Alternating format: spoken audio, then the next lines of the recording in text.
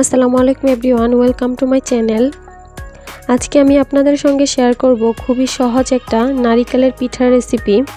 এটা তৈরি করা খুবই সহজ, মাত্র 3টি উপকরণে 10 মিনিটে তৈরি করে নেওয়া যায় এই পিঠার রেসিপি। চলুন তাহলে কথা না বাড়িয়ে চলে যাচ্ছি পুরো রেসিপিতে। প্রথমেই আমি এখানে নিয়ে নিয়েছি 1 কাপ কোরানো নারিকেল। এবার 1 কাপ নারিকেলের জন্য আমি এখানে দিয়ে দিচ্ছি হাফ কাপ চিনি। তবে চিনির পরিমাণটা আপনারা চাইলে আরও কিছুটা বাড়িয়েও নিতে পারেন। সঙ্গে দিয়ে দিচ্ছি এখানে আমি হাফ চা চামচ লবণ। এবার নারিকেল আর চিনিটাকে খুব ভালোভাবে মিশিয়ে নিতে হবে। চিনিটা ভালো করে গলে গিয়ে চিনি থেকে পানি বের হওয়া পর্যন্ত ঠিক এভাবেই মিশাতে হবে। আমি প্রায় 2 থেকে 3 মিনিটের মতো চিনি আর নারিকেলটাকে খুব ভালো করে মাখিয়ে নিয়েছি। এখন কিন্তু নারিকেলটা একদমই নরম হয়ে গেছে। এখন আমি এখানে দিয়ে দিচ্ছি 1 কাপ ময়দা, সঙ্গে দিয়ে দিচ্ছি 1/4 কাপ সুজি। সুজিটা চাইলে আপনারা বাদও দিতে পারেন, শুধু ময়দা দিয়েও কিন্তু এই পিঠাটা তৈরি করতে পারেন। 2 টেবিল চামচ দিয়ে দিচ্ছি গুঁড়া দুধ। গুঁড়া দুধটা দেওয়ার ফলে এটা খেতে অনেক বেশি মজা হয়। এবারে সব কিছুকে আমি খুব ভালো করে মিশিয়ে নিব। চিনি আর নারিকেল থেকে যে পানি বের হয়েছে সেই পানিতে এই ডোটা তৈরি হয়ে যাবে। এতে আর কোনো পানি বা দুধ অ্যাড করা লাগবে না। এটাকে খুব ভালোভাবে মথে এরকম একটা ডো তৈরি করে নিয়েছি। এখন আমি এখান থেকে পিঠা তৈরি করে নিব। পিঠা তৈরি করার জন্য আমি এখানে কিছুটা ডো হাতে নিয়ে নিয়েছি। এখন এই ডোটাকে প্রথমে গোল করে তারপর চাপ দিয়ে চ্যাপটা করে নিয়েছি। এখন আমি একটা টুথপিক দিয়ে এভাবে করে একটা ডিজাইন করে নিচ্ছি। আপনারা চাইলে যে কোনো ডিজাইন করে নিতে পারেন। আমি কাজটা ঠিক কিভাবে করছি একটু দেখলেই বুঝতে পারবেন। প্রথমে টুথপিক দিয়ে চারপাশ থেকে দাগ কেটে নিচ্ছি, তারপর মাঝখান থেকে ছিদ্র করে নিয়েছি। এভাবে করে আমি সবগুলি পিঠার শেপ তৈরি করে নিব। আমার এখানে সবগুলি পিঠা তৈরি করা হয়ে গেছে। এখন আমি এগুলোকে ভাজতে চলে যাব। এগুলো ভাজার জন্য চুলায় একটি প্যান বসিয়ে তাতে পর্যাপ্ত পরিমাণে তেল দিয়ে তেলটা গরম হতে বসিয়ে দিয়েছি। তেলটা কিছুটা গরম হয়ে আসলে ঠিক তখনই আমি এখানে একটা একটা করে বেশ অনেকগুলো পিঠা দিয়ে দিচ্ছি। তেলটাকে এখানে অতিরিক্ত গরম করা যাবে না। তেলটা বেশি গরম হয়ে গেলে কিন্তু পিঠার উপরের কালারটা অনেক বেশি দ্রুত চলে আসবে আর ভেতরটা কিন্তু কাঁচা রয়ে যাবে। চুলার আঁচটা লো মিডিয়ামের মাঝামাঝি রেখে এগুলোকে ভাজতে হবে। এক পাশ হয়ে গেলে অপর পাশ উল্টে দিতে হবে। এভাবে উল্টে পাল্টে গোল্ডেন ব্রাউন কালার করে আমি এগুলোকে ভেজে নিব। এবার আমার পিঠাগুলি ভাজা হয়ে গেছে। এখন আমি একটা ছাঁকনিতে করে পিঠাগুলি তেল ঝরিয়ে উঠিয়ে নিচ্ছি। মাত্র 10 মিনিটে তৈরি হয়ে গেল মেহমানদের আপ্যায়নের জন্য খুব সহজ ও মজাদার নাস্তার রেসিপি। এই পিঠাগুলি খুবই মজাদার হয় আর একদমই ঝামেলা ছাড়াই তৈরি করা যায়। পরিবারের ছোট থেকে বড় সবাই অনেক বেশি পছন্দ করে। আশা করছি আপনাদের কাছে খুব ভালো লাগবে। অবশ্যই বাসা ট্রাই করবেন আর আমাকে জানাবেন কমেন্টস করে রেসিপিটি কেমন লেগেছে। আমার চ্যানেলটি সাবস্ক্রাইব করবেন আর পাশে থাকা বেল বাটনটি ক্লিক করে রাখবেন আমার পরবর্তী ভিডিও নোটিফিকেশন সবার আগে পাওয়ার জন্য। আজকে এ পর্যন্তই, সবাই ভালো থাকবেন। আল্লাহ হাফেজ। আজকে আমি আপনাদের সঙ্গে শেয়ার করব অসম্ভব সুন্দর আর মজাদার পাটিসাপটা পিঠার রেসিপি। শীতের দিনে পাটিসাপটা না খেলে সত্যি মনে হয় যেন শীতটাই জমে না। আর এই পিঠাগুলি হবে একদমই পারফেক্ট, কোনো রকমের ঝামেলা ছাড়াই আপনারা এই ক্ষীর পাটিসাপটাটা তৈরি করে নিতে পারবেন। একদমই কোনো রকমের ঝামেলা নেই। আশা করছি আমার আজকের রেসিপিটি আপনাদের কাছে খুব ভালো লাগবে আর সহজও লাগবে। চলুন তাহলে কথা না বাড়িয়ে চলে যাচ্ছি পুরো রেসিপিতে। প্রথমে আমি এখানে নিয়ে নিচ্ছি 1 কাপ চালের গুঁড়া। এরপর এখানে দিয়ে দিব হাফ কাপ ময়দা।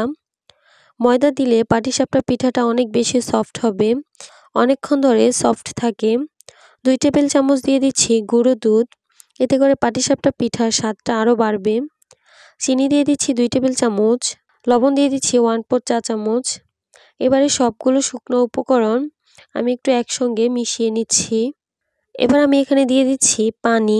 যদি আপনারা বাজারের কিনা শুকনো চালের গুঁড়াটা ব্যবহার করেন সেক্ষেত্রে এখানে কুসুম গরম পানিটা ব্যবহার করবেন। পানির পরিমাণটা আমি এখানে উল্লেখ করব না, কারণ হচ্ছে পানিটা কতটুকু লাগবে এটা আপনারা দেখে বুঝে নিতে হবে। পানি আমি অল্প অল্প করে দিব আর মিশাতে থাকবো।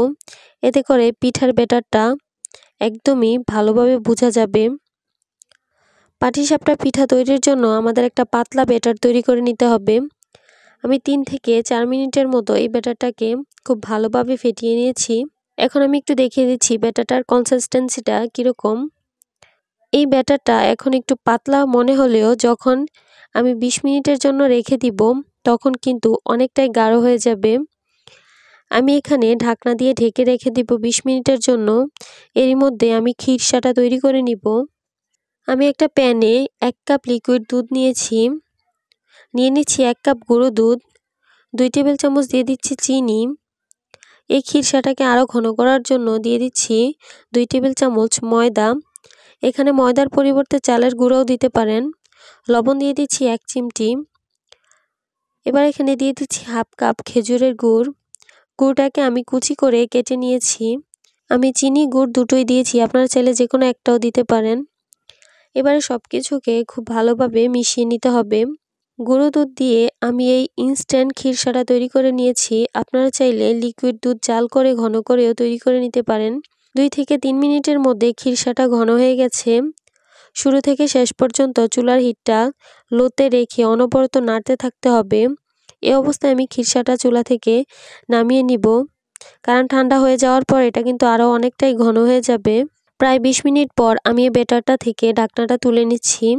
তারপর আরও একবার নেড়েচেড়ে মিশিয়ে নিচ্ছি। দেখতেই পাচ্ছেন ব্যাটারটা কিন্তু আগে থেকে কিছুটা ঘন হয়ে গেছে। আর এটাই হচ্ছে পাটিসাপটা পিঠার পারফেক্ট ব্যাটার। এখন আমি পিঠা তৈরি করতে চলে যাচ্ছি। একটা প্যানে আমি সামান্য তেল ব্রাশ করে নিচ্ছি। এবার একটা গোল চামচে করে 1 চামচ ব্যাটার এই প্যানে দিয়ে দিচ্ছি। উপরের দিকটা এখন একটু টেনে আসছে, তখন আমি খিরসাটা দিয়ে দিচ্ছি। এক পাশে একটু লম্বা করে ছড়িয়ে যে পাশে আমি খিরসাটা দিয়েছি সেই পাশ থেকে ফোল্ড করে নিচ্ছি। ফোল্ড করা হয়ে গেলে পিঠাটাকে আমি 2 পাশ থেকে হালকা করে সেঁকে নিচ্ছি। চুলার হিট শুরু থেকে শেষ পর্যন্ত লোতে রাখতে হবে। প্রতিবার পিঠার ব্যাটারটা প্যানে দেওয়ার আগে প্যানটা ভালোভাবে তেল ব্রাশ করে নিতে হবে। ব্যাটারটা প্যানে দেওয়ার সময় যদি প্যান অনেক বেশি গরম থাকে তাহলে পিঠার গায়ে ছোট ছোট অনেক দাগ পড়ে যাবে, যেটা দেখতে ভালো লাগবে না। আমার একটা পিঠা বানানো হয়ে গেছে।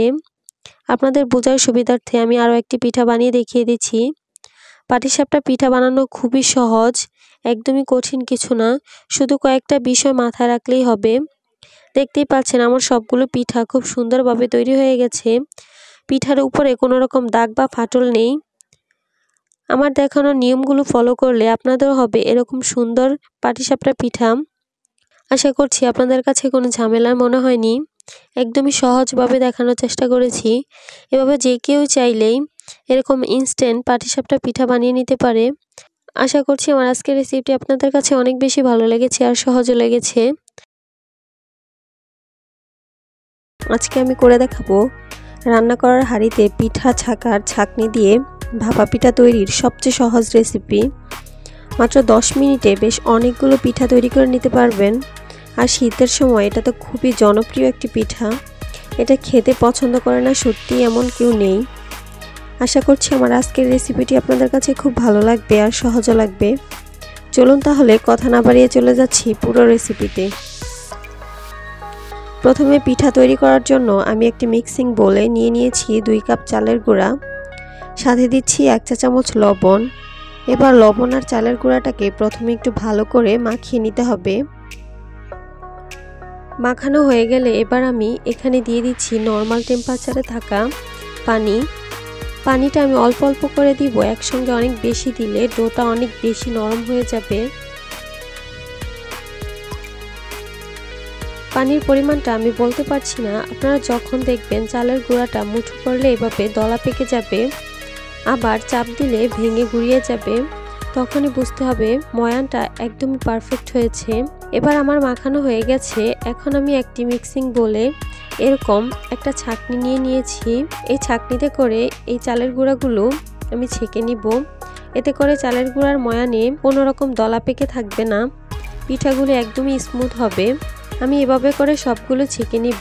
ছেঁকে নেওয়ার পর এখন দেখুন একদমই গুঁড়িগুলো চিকন চিকন হয়ে গেছে। এবার আমি এখানে দিয়ে দিব কোরানো নারিকেল হাফ কাপ, সাথে দিয়ে দিব হাফ কাপ গুড়। আপনারা চাইলে এখানে যে কোনো ধরনের গুড় ব্যবহার করতে পারেন। আমি এখানে গুড়টাকে একটু ছোট ছোট করে কেটে নিয়েছি। এবার এই সব কিছুকে আমি খুব ভালো করে মিশিয়ে নিব আলতো হাতে। এবার মেশানো হয়ে গেছে।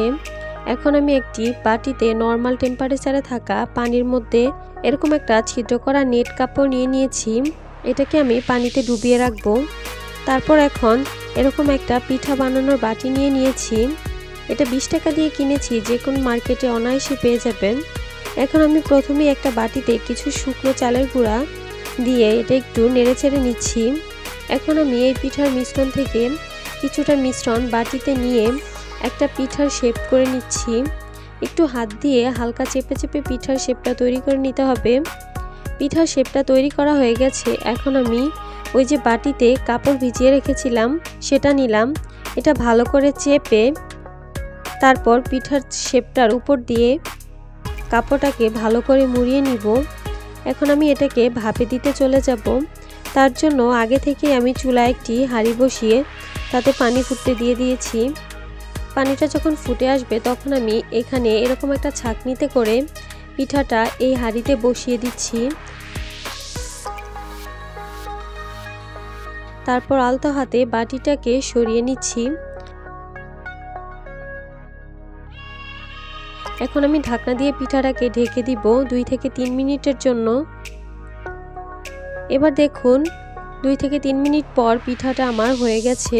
এখন আমি পিঠাটাকে খুব সাবধানে তুলে নিচ্ছি।